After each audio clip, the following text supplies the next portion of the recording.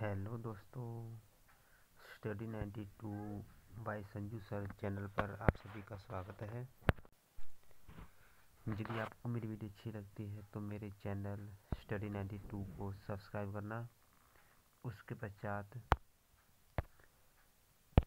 इस bell icon को जरूर दबाना ताकि वीडियो का नोटिफिकेशन सबसे पहले आपके पास पहुंच जाए।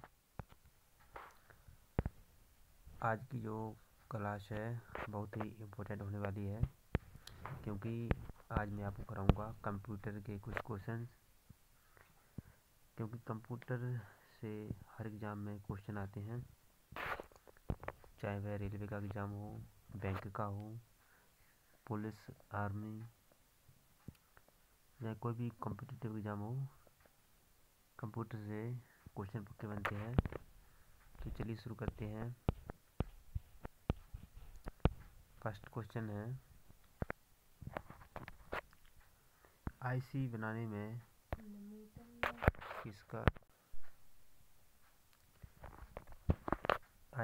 किसका प्रयोग होता है? तो जो इसका आंसर है वह है सिलिकॉन का। सिलिकॉन का प्रयोग है वह आईसी चिप बनाने में किया जाता है। आईसी बनाने में सिलिकॉन तथा जर्मेनियम का प्रयोग किया जाता है। मुख्य रूप से आईसी सिलिकॉन से बनाई जाती है। आईसी का निर्माण ज़्यादातर बेंगलोर में किया जाता है, इसलिए बेंगलोर को सिलिकॉन सिटी भी कहा जाता है। नेक्स्ट क्वेश्चन देखते हैं। नेक्स्ट है VLSI।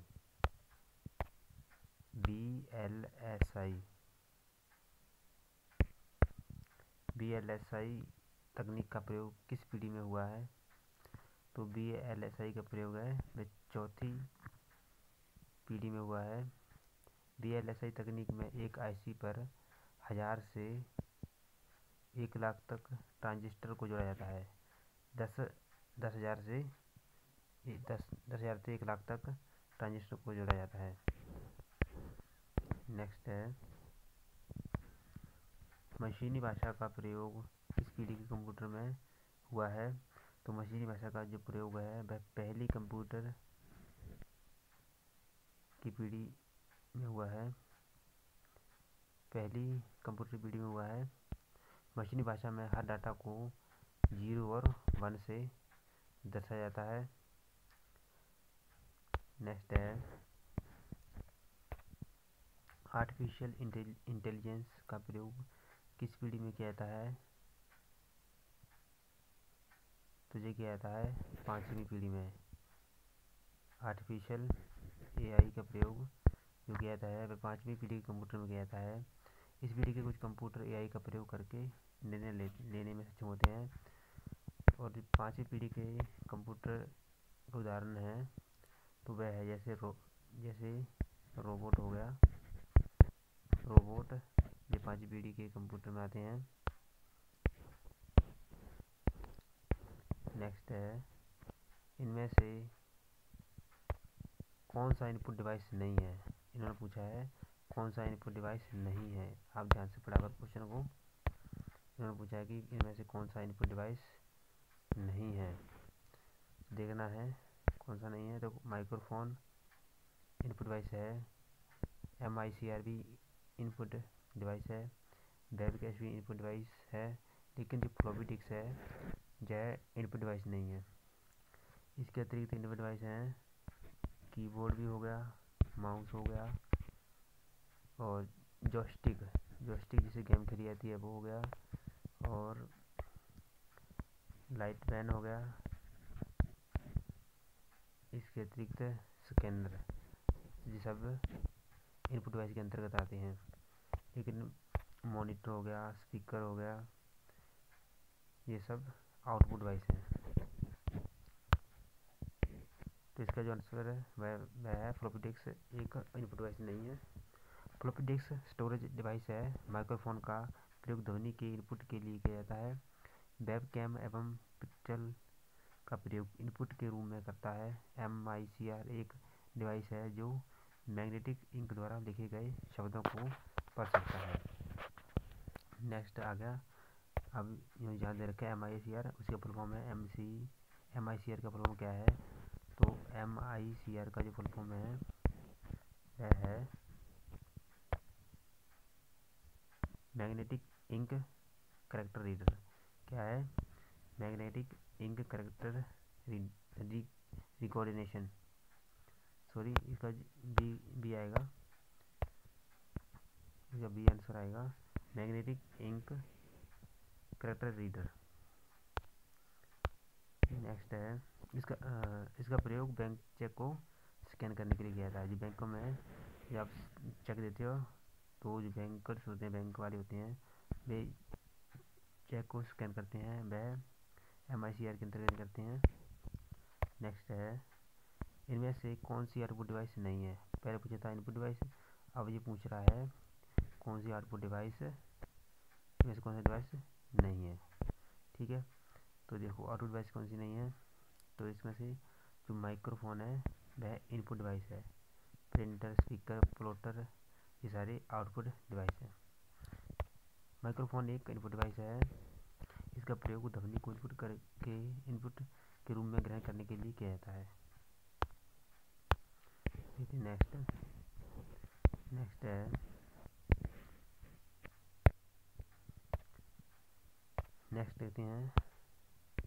नेक्स्ट है किसी प्रिंटर की गुणवत्ता किस यूनिट द्वारा मापी जाती है? किसी प्रिंटर की जो गुणवत्ता होती है, क्वालिटी होती है, वह किस यूनिट के द्वारा मापी जाती है?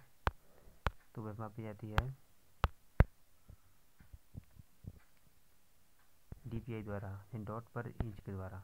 कोई प्रिंटर एक इंच में जितनी ज़्यादा डाटा डॉट्स का प्रयोग करता है, उस प्रिंटर की गुणवत्ता उतनी भी अधिक अच्छी होती है। यानी जो इसमें इसका जितनी ज़्यादा डॉट होंगे ना, उनकी रेजोल्यूशन होती है उतनी अच्छी होती है। नेक्स्ट बोला इन्होंने MICR में C दर्शाता है, तो ये दर्शाता है कैरेक्टर को। MICR में मैग्नेटिक कैरेक्टर रीडर आता है, अंत C जहाँ कैरेक्टर का दर्शाता है। नेक्स्ट है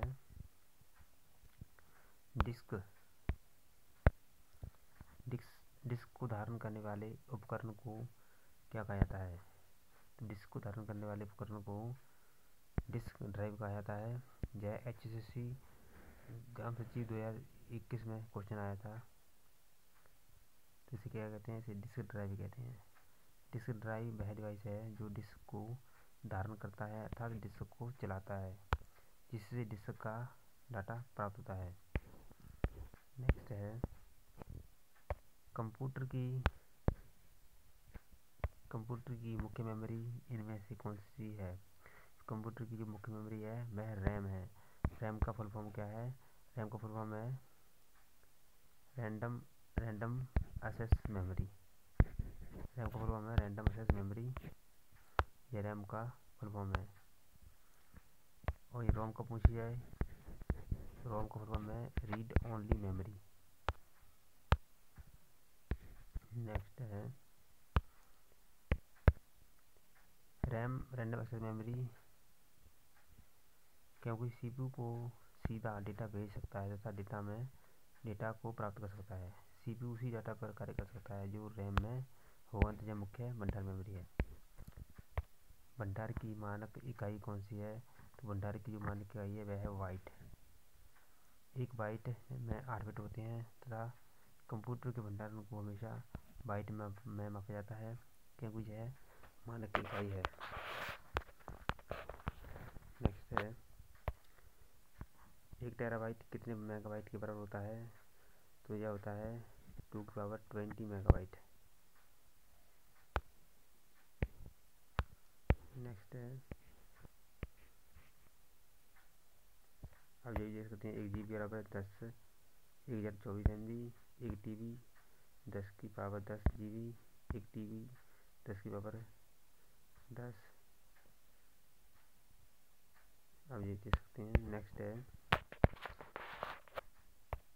हार्ड डिस्क की गति को नापने की यूनिट कौन सी है? तो हार्ड डिस्क की गति नापने की यूनिट है वह है RPM। क्या है? RPM है। हार्ड डिस्क की गति को RPM रोटेशन पर मिनट में मापा जाता है। जितनी ज़्यादा गति से हार्ड डिस्क की बुलेट घूमती है उतनी ज़्यादा स्पीड से हार्ड डिस्क से डाटा को रीड या राइट किया जा सकता है। नेक्स्ट देख लेते हैं। नेक्स्ट है डीवीडी की फुल फॉर्म क्या है। वेरी इंपॉर्टेंट क्वेश्चन है।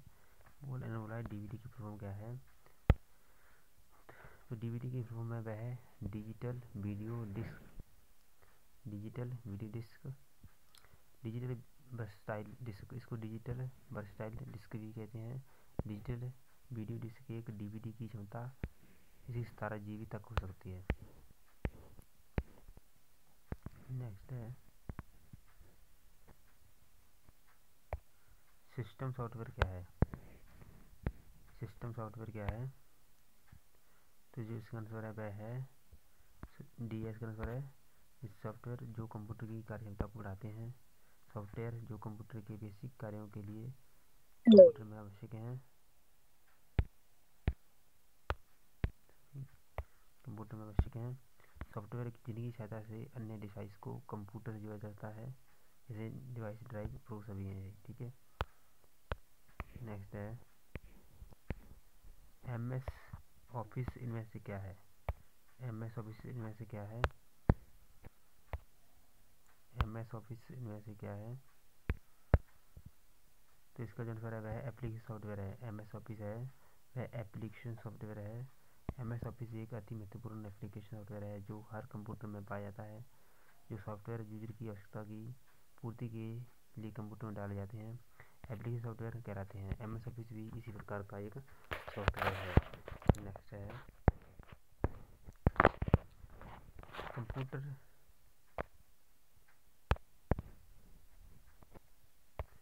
कंप्यूटर के बूटिंग समय में क्या होता है। कंप्यूटर के बूटिंग समय में क्या होता है, तो जो इसका आंसर है वह है कंप्यूटर DS का आंसर है। इस कंप्यूटर के सभी भागों में जा रही पावर सप्लाई को चेक किया जाता है। ऑपरेटिंग सिस्टम के मेमोरी में लोड किया जाता है। नेक्स्ट है पोस्ट क्या है। पोस्ट का जो फुल फॉर्म है वह बनता है पावर ऑन सेल्फ टेस्ट।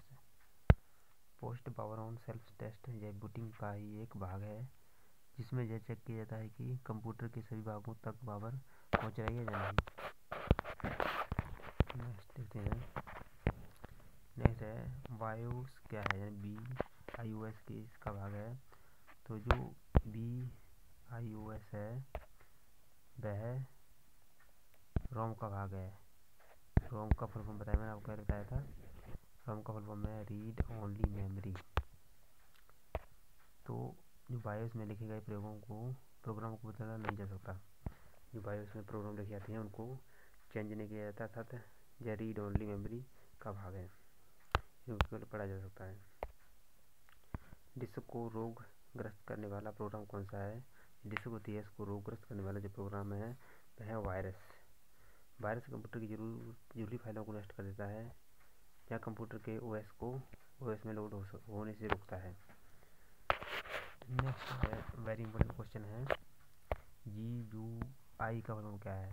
तो जिसका फुल है वह है ग्राफिकल यूजर इंटरफेस। जय तो एग्जाम में कई बार आया है, इसको आप डबल ट्रिपल स्टार लगा लीजिए, कई बार एग्जाम आया है। GUI में पिक्चर तथा आइकनों पर क्लिक करके कंप्यूटर पर कार्य किया जा सकता है। नेक्स्ट है MS विंडो किस प्रकार का OS है, ऑपरेटिंग सिस्टम है। तो जिसका आंसर बनेगा B। क्या बनेगा, B बनेगा इसका आंसर, यानी कमांड लाइन इंटरफेस वाला। ये दोनों एंटीवायरस हैं जो कंप्यूटर को वायरस से सुरक्षित रखने में सहायता करते हैं। नेक्स्ट है इनमें से कौन सा सिस्टम सॉफ्टवेयर का उदाहरण नहीं है। तो इसका आंसर है वह है D, यानी ABC तीनों हैं। MS Word 3, MS Excel, MS PowerPoint तीनों ही हैं।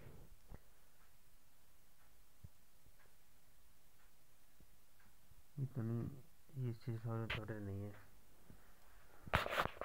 जितने ये एप्लीकेशन सॉफ्टवेयर के उदाहरण हैं अंत कोई भी सिस्टम सॉफ्टवेयर नहीं है। ये सभी सॉफ्टवेयर के उदाहरण हैं, सभी सॉफ्टवेयर हैं लेकिन सिस्टम सॉफ्टवेयर नहीं है ये। ठीक है। नेक्स्ट है निम्न में से कौन सा एप्लीकेशन सॉफ्टवेयर है। अब देखते हैं एप्लीकेशन सॉफ्टवेयर कौन सा है। तो इसका जो आंसर है वह बनता है एम एस जो वर्ड है एप्लीकेशन सॉफ्टवेयर है, बाकी सारे सॉफ्टवेयर हैं। नेक्स्ट है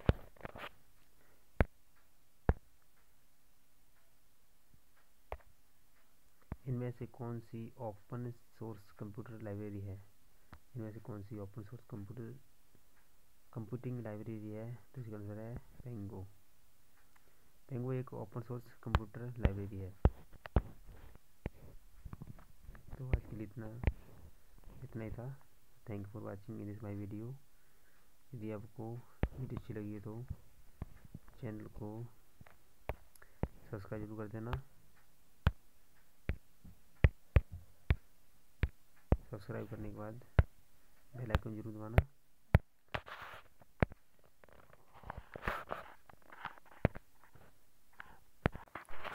फ्रेंड्स, मेरे जो चैनल का नया नाम है वह है स्टडी 92 बाय संजू सर। जी मेरे चैनल का नया नाम है। पहले मेरा नाम सिर्फ स्टडी 92 था अब इसमें चेंज कर दिया मैंने, क्योंकि इस नाम कई चैनल थे कंप्यूटर पर यूट्यूब पर, तो मेरे चैनल का नाम बन गया है स्टडी 92 बाय संजू सर। आप इसे सब्सक्राइब जरूर कर देना। तो thanks for watching in this my video. तो मिलते हैं नेक्स्ट वीडियो में। बाय।